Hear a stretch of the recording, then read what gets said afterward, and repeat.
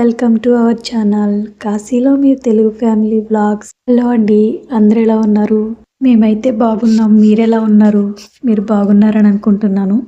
స్టార్టింగ్లో అసలు నూడిల్సే తినేదండి కాదు. ఆఫ్టర్ మ్యారేజ్ తర్వాత నేను కొంచెం ట్రై చేయడం స్టార్ట్ చేశాను. నూడిల్స్ని ఇలా ఇలా పైకి అతుక్కోకుండా చేయాలి కదా, అలా అంటున్నప్పుడు నాకైతే ఏవో అనిపిస్తున్నాయి. నూడిల్స్ అంటే మీలో ఎంతమందికి ఇష్టమో కామెంట్ చేయండి.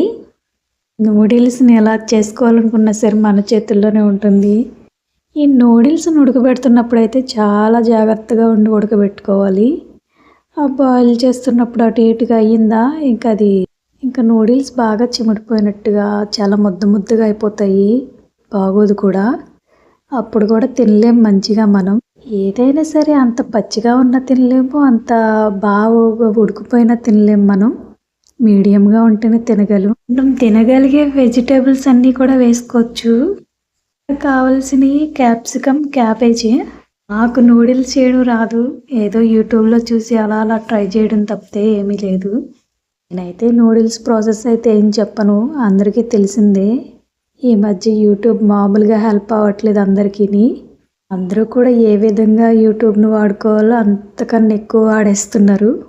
అది అందరికీ తెలిసిందే.